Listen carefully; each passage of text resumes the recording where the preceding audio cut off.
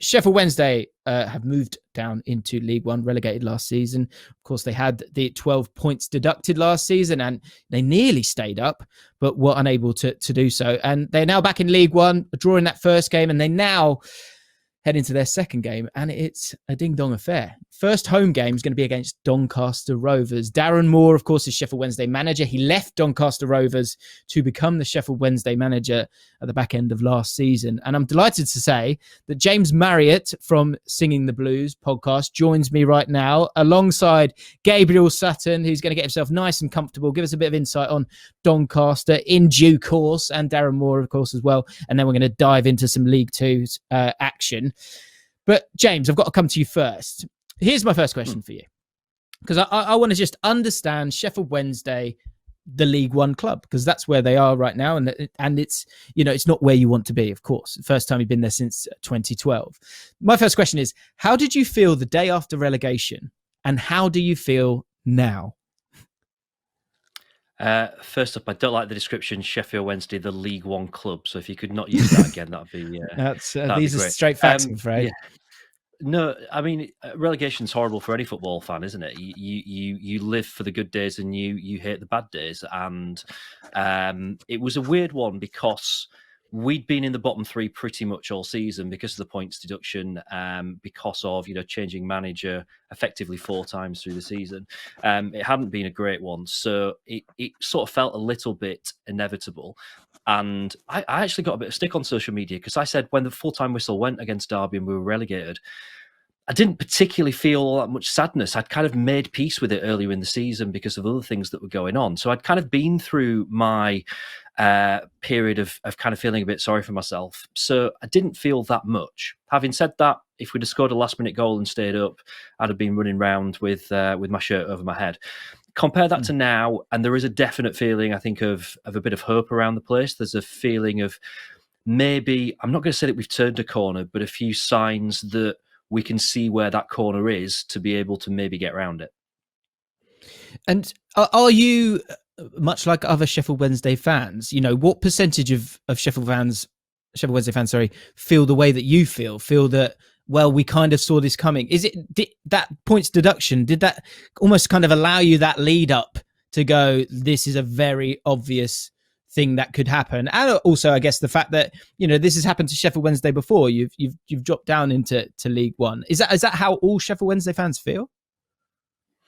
I think probably most fans did feel there was an inevitability about relegation last season, but it wasn't there all season long because we had a couple of decent runs where it looked like we might pull out of it. There was a game in the kind of the final third of the season where we were 2-0 up away at Luton and lost 3-2 late on.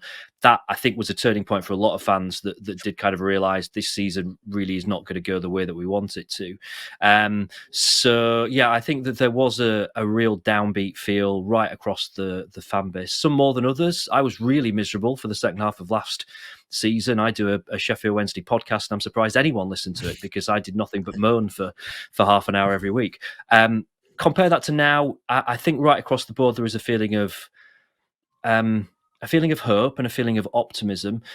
What I've sort of said about it is that we've got to be careful that doesn't turn into a feeling of expectation because it's a really hard league and we can't right all the wrongs of recent years in one summer. And Darren Moore, I think, has the full backing of the Wednesday fan base, but he can't turn it round in 2 or 3 months. This is a much longer term project now. So I think the real test comes when that patience needs to be found among the fans and whether that's there, because we don't want to be in this league. There's no escaping that. Yeah. Gabriel, let me bring you in here because I think you can elaborate on that fact that this isn't your normal League One season, is it? This is such a tough division to get out of now. I think previously there would have been teams that would have gone down, will have that element of respite, win games, have a great time, go back to the Championship. That is not the case this year, is it? Not at all, James. There's lots of big clubs in the division this year, and it feels like that's quite a regular thing to say in some respects. But I feel like you look at Ipswich, you look at Sunderland, you look at Sheffield Wednesday, and on top of that, you've got some pretty well-run clubs that have kind of risen up over recent years, like Wycombe Wanderers. Although they've just come down, it feels like they're taking some of the momentum almost from last season because they finished their championship campaign so strongly. You've got Lincoln City, of course, playoff finalists last season. There's lots of well-run clubs as well, so it's going to be a very competitive division, absolutely. Yeah, absolutely. Let's talk about Darren Moore, who, we've chucked it on the thumbnail. Is he the Messiah? Is he the saviour? Can he save Sheffield Wednesday? All very hyperbolic, James. I hope you can allow me that poetic license. You said that the fans are clearly with Darren Moore. Why wouldn't they be? He seems like a lovely bloke.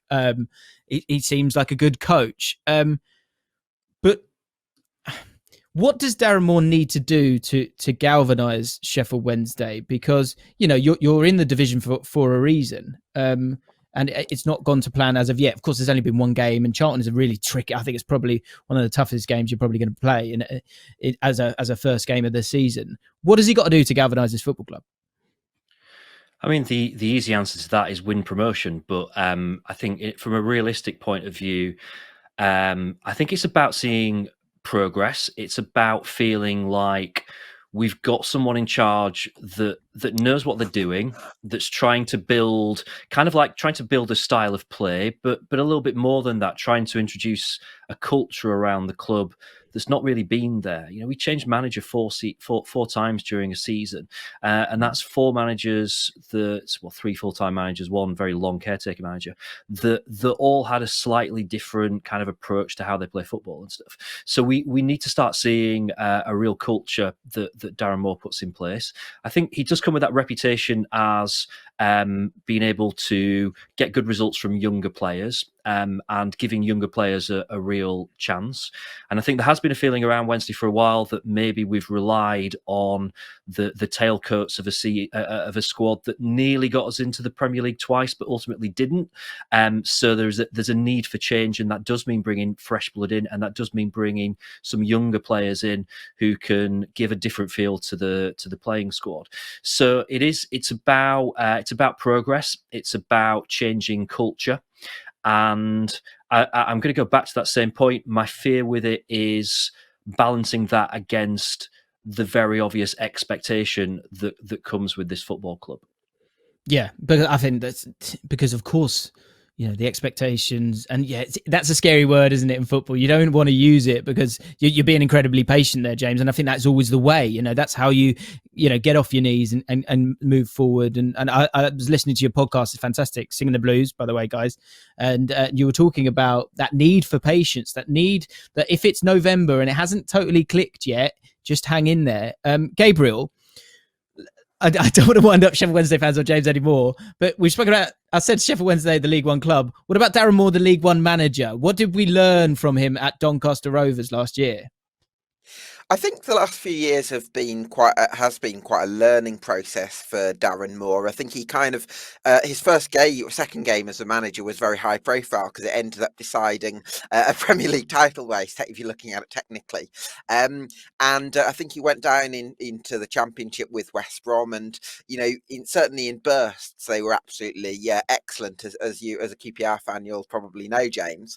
But I think sometimes there are question marks over him, him trying to kind of play out from the back with the wrong personnel. And I think maybe in his time at Doncaster and even at Sheffield Wednesday as well, there's been evidence of him being able to tailor game plans to the opposition to play to the strengths of his squad. James Marriott will know, when Sheffield Wednesday went to Barnsley, this high pressing side, you can't play the ideal style of football that you'd want to, and he produced more of a direct style where it was about bypassing the press and getting it in behind for Josh Windass. So I feel like over the last couple of years he's learned to become a little bit more pragmatic, and I think that's a positive sign for the Owls. Okay. Well, of course, they take on Doncaster Rovers this week. It's great to have. I mean, you've still got yourself a derby there, which I think is good. I tell you what, the last thing I do want to ask you, James, before we get to that preview, is the transfer situation, because you can only have 5 loan players. The situation, for those of you guys who don't know, is that it's only free transfers or loan signings, like a soft embargo. which sounds lovely to say, but probably not in application is that enjoyable to deal with, because you can only have 5 loans in a match day squad, so you can't just keep getting loads and loads of players in on loan. So with the rest of the transfer window, what are you hoping for and what do you need? We've brought 13 players in, which is basically half the squad has been rebuilt. There's definitely need for probably one more player. We probably do need another striker through the door. I think you'll probably regale me later with the stats against Charlton, which sadly there wasn't a shot on target, and we didn't look like we were going to create a goal. So this has been our problem for a little while now. Actually, is exactly where the goals come from. So we could do with another striker through the door. I think apart from that, we're probably looking all right now. I think that we brought Lewis Gibson in from Everton on loan, who I'm not sure will be a starter. I think he's there just as cover. You're right. I mean, the loan system's a bit of a weird one, that having 6 players on loan, only 5 of them can be in the squad. I mean, all 6 of those parent clubs are going to want their player to be in the matchday squad. So there's going to be a little bit of rotation involved, and there's no doubt this is Sheffield Wednesday, so we will have an injury crisis during the season, because we always do. Yeah, I think that Darren Moore's kind of proved his worth, really, in terms of how he can use the loan system pretty well. He's obviously trusted by other managers in higher leagues to take good care of younger players and to really have a positive effect on their development. So exactly how that's going to work with 6 loan players, I don't know, but we're just trusting Darren Moore on that. Trusting Darren Moore. I think I think that's all that matters right now. I think he's got enough credit in the bank in terms of reputation thus far that you want to see it. But you can see it slowly with Darren Moore, because I think he's obviously got that gravitas and he's got that quality as a manager. I think he's a calm head as well. I think he's a perfect fit for you guys. I'm sure Doncaster Rovers fans aren't too happy about all of this. Let's talk about this game then, because there will be a bit of bite in it, certainly from the Doncaster Rovers side. And it's a Yorkshire derby, so it's going to be a big one. For Sheffield Wednesday, that game was really boring, to be fair, the Charlton Sheffield Wednesday game. This is the moment, though, and this is the guy, am I right, James? Barry Bannan, immense game, 66 touches, 1 key pass, 40 accurate passes, and he warned them with this dribble, 3 successful dribbles throughout the game. But this is the one, isn't it, James? Like, see you later, and then through the legs. What's he doing there? Couldn't finish it off. Beautiful. It's beautiful. Yeah. It is beautiful, and he's going to be absolutely integral. Shouldn't it? It should have been the moment. Yeah. It's we've all had that moment, haven't we, where we've done a bit of brilliance, and then it comes to the finish, and then we're all a bit gutted. But just the wrong side of the post. But just the wrong side of the post. But what I think is interesting is, yes, there was only 1 shot on target, but the back 4 looked good. Sam Hutchinson, really good games, won 71% of his aerial battles. And I think if you're getting clean sheets, you're in a really good place. Let's have a look at Doncaster, Gabriel, because they only won 4 of the final 23 matches. You've got Richie Wellens in there now. You would expect high quality football from them. This is the goal that they scored against Wimbledon, but they lost that first game. I mean, decent little finish there, but they couldn't get themselves going, could they? They would have expected to have won that game, wouldn't they? I don't know about expected to. I suppose they would have hoped to have taken something. What's interesting to me is Doncaster have made 10 players made their debut for Doncaster last weekend in that opening game, whereas for AFC Wimbledon it was just 1 debutant. And you might put a negative slant on that and say, for Wimbledon's point of view, and say, have they made many signings that improve their first 11? But on the other hand, they've got that continuity. And I think maybe not having that was a reason why Doncaster Rovers struggled a little bit, because it's a new group of players coming together. Yeah, and that forward line as well was very makeshift in that first game. So I think you're always going to get a little sort of tense when the result's not, a 4-1 win. But I think there is still hope there, and Richie Wellens is a good manager at this level. He should do well for them. One area where maybe Barry Bannan could hurt them, which was quite noticeable in that Wimbledon game against Doncaster, was Asal, who looks like a real player in this division this year. He had a great chance and got himself a goal, but being able to kind of get him behind, I wonder if, as an attacking midfielder, James, if Barry Bannan might be able to kind of make those runs. Are you expecting Barry Bannan to really get on and almost get beyond the opposition, or is he just going to sit and dictate? You kind of want him. You want him to do a bit of both, don't you? He's a standard of player whereby you expect at League One level that he should really be able to rip up this division. I think there's quite a few of us that are surprised that we're even having this conversation, that Barry Bannan's still here, because I have no doubt there'd be plenty of suitors for him in the Championship. So you expect Bannan, I think, to dictate play, but you expect him to have that bit of quality that if the opportunity arises, that he can carve his way through a defence. And I mean, I would kind of, I'm not particularly singling out Doncaster here. I don't know a huge amount about their backline, but you would think that a quality midfield with Barry Bannan in it should be able to break down pretty much any other midfield and defence in this league. Yeah, I would agree with you there. That is the strength. It is the midfield for Sheffield Wednesday. Dennis Adeniran, Lewis Wing, Massimo Luongo. I've seen the energy that he can bring. I guess Callum Patterson is a bit of a scary one, but you're going to still look to bring in players. So hopefully Patterson's not out for too long. But let's have a prediction then, James, before we let you go. What are your thoughts on, first of all, give me your prediction for the game. Second of all, give me your prediction for the season. Oh, you didn't warn me. You want a prediction for the season. Right, prediction for the game. I've got a pretty good feeling going into this one. I think we'll get off the mark, and I'm going to go 2-0 Wednesday.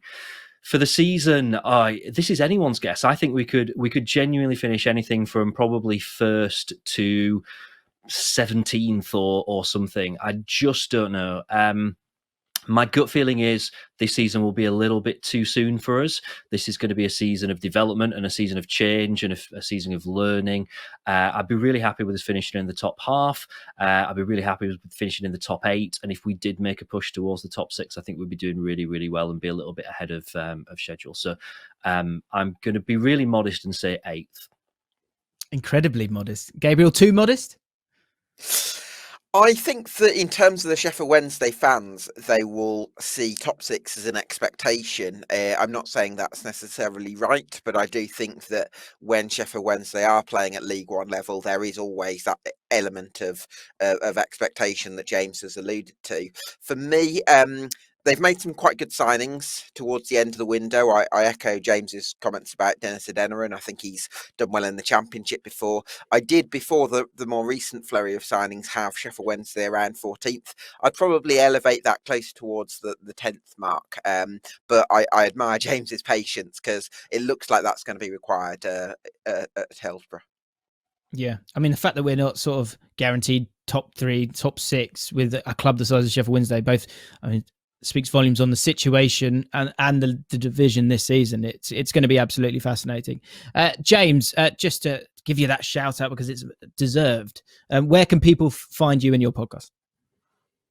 They can find the podcast on any podcast app. Search for Singing the Blues. It's got blue and white stripes on it. You can't miss it. You can find me on Twitter at James Marriott. Okay, there you go, guys. If you're a Sheffield Wednesday fan, go and check out the podcast. I thoroughly enjoyed listening to it today, and I think I'll listen to it again, believe it or not.